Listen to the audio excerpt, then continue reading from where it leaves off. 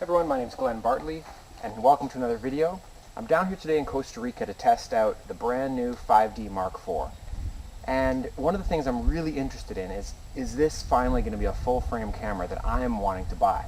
You know, I shoot wildlife, I shoot mostly birds, and most of the time I do field photography. I don't do a lot of stuff in blinds, things like that, setups. So I really want to know, is this camera worth it to me when I'm going to give up all that reach of the crop bodies, like the 7D Mark II, which is my normal workhorse camera.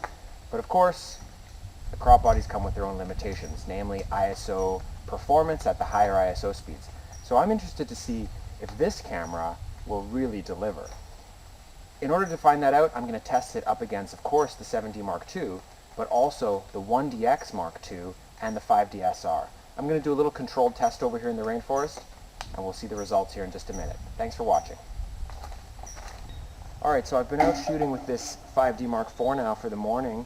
I have to say, so far I'm super impressed with what I'm seeing.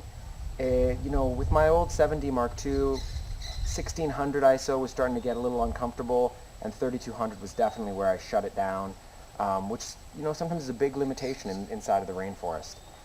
This camera I was shooting over the feeders really comfortably. 6400 was no problem, 3200 looks great, and even ISO 12800 looks like something you could use with a little bit of noise reduction.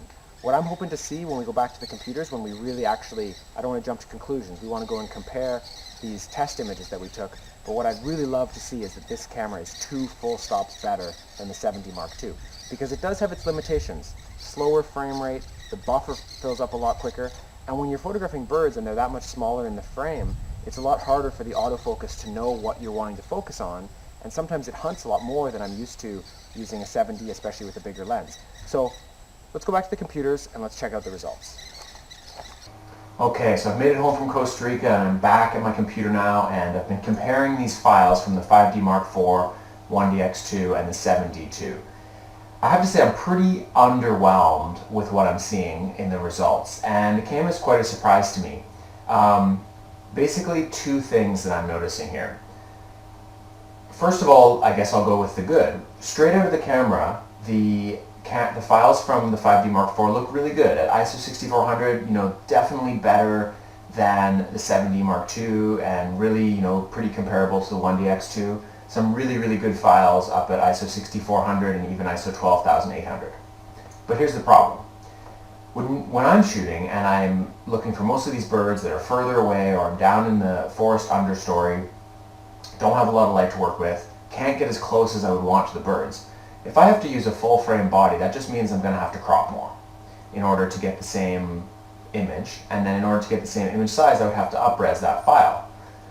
So when I went ahead and did that on my test subject here, this feather, and I cropped the 5D Mark IV files and the 1DX2 files to the same coverage as the 7D with that 1/6 crop factor, and then I up-resed the 5D Mark IV file and the 1DX2 file to the same pixel dimensions as the native resolution of the 7D Mark II.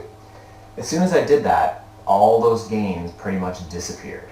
It's really hard to tell the difference between those 3 cameras.